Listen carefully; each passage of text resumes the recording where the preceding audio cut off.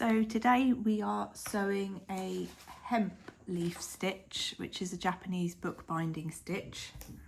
So I have a series of holes 1 centimetre in from the left edge at 1, 4, 7, 10 and 13 centimetres from the bottom, and then a series of holes 2 centimetres in from the left edge, which are at 2.5, 5.5, 8.5 and 11.5 centimetres. I've already punched the holes and I've made sure that they've gone through to the other side. So as with all of these stitches, we start in between the back cover and the first hole on the 2 centimetre line. So we'll go in from the back to the front of the book. This is where you find out how good your holes were. And we're going to pull the thread through so that we can still see the end of the thread.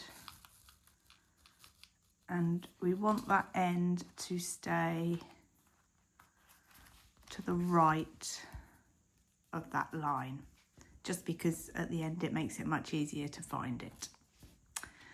So first we are going up to this hole close to the edge, from the front to the back.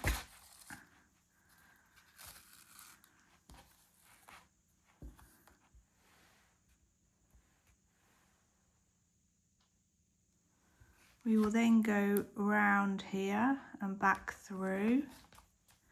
These first 3 you can do in any order you like.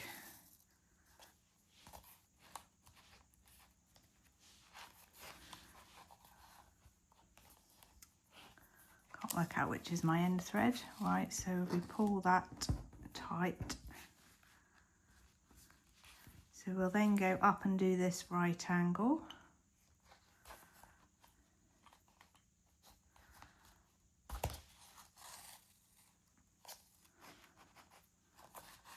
And then we'll go back to the hole we started at.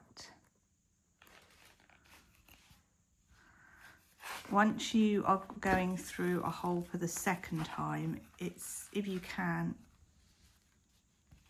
try not to catch the thread that's already in the hole, just because it makes it difficult to pull it tight. So we're now going up to do this end one here and back through the same hole.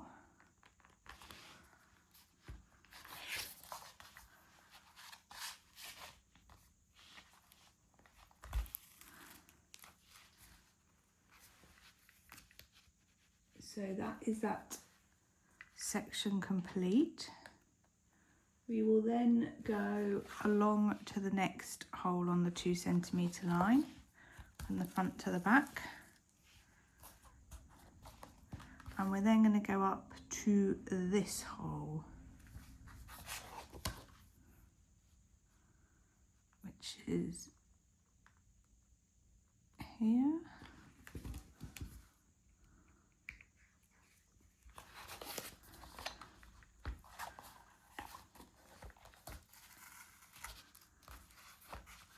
Then going to go over the left edge and back into the same hole.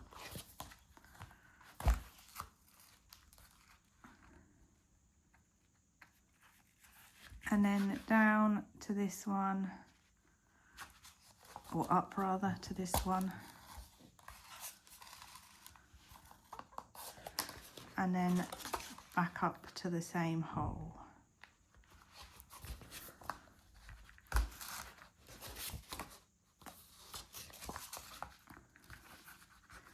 And then back down to this hole. So that section is now complete. We've got this pattern on the front and the same pattern on the back. We have a gap here, but that's fine. We'll use that when we're finishing.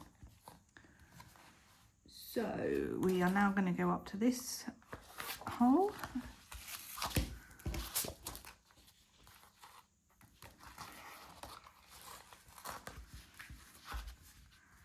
And then this section will be done exactly the same as that section. So up to this triangle round the edge of the book and back in the same hole.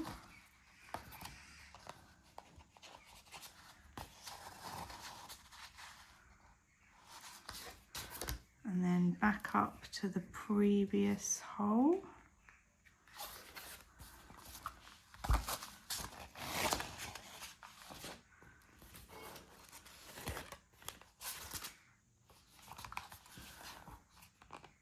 Putting every stitch tight as we go. And then back up here. And then back down to that hole again.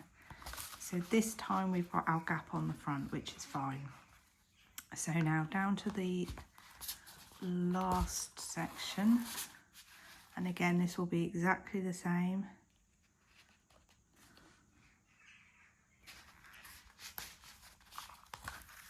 So up to that triangle, round the left edge, and back in the same hole. Back up to the previous section.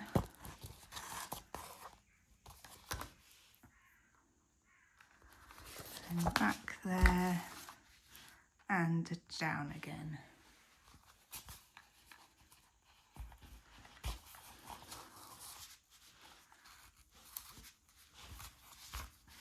So again, that section is complete. I'm just going to pull that tight. It's the same on the back apart from the gap. There. So we're now going to go down to the bottom end of the book. And now you can take off any clips that you've got on there because the book should be stable.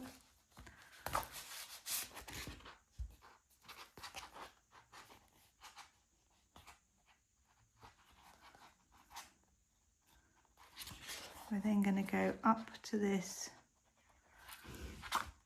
hole here.